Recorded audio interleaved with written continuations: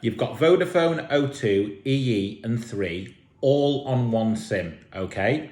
Now, sometimes these are used for Wi-Fi backup and mobile broadband, but primarily they're used for IoT devices, Internet of Things as it's called. Now, in some cases, you need to be able to access the SIM card from external, okay? So you need to be able to connect into it. And generally speaking, there's two ways of doing it: a public fixed IP or a private fixed IP. They're two completely separate things. A public fixed IP means anybody on the internet that types in that IP address will hit the interface of your router within which the SIM is housed, okay? Deadly expensive, and they're running out. There's only so many public IPs out there, which is why they're expensive.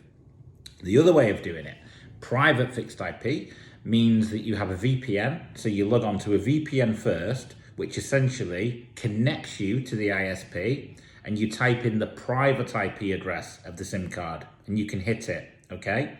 Not accessible from the internet, which is much better, much more secure, having it private.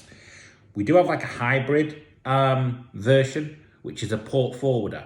So if you say, okay, we want to hit port 80 on this router, and it's ad hoc, we're not going to be doing it all the time, the router's on and off, so we're not too concerned about people guessing the IP address and the port.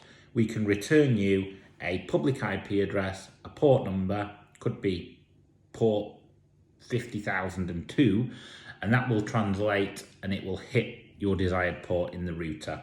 And you can do that from Google search bar and it'll just work. So not quite as secure as VPN, but it's an option if you don't fancy the VPN. And that's it. Stay away from public IPs where you can.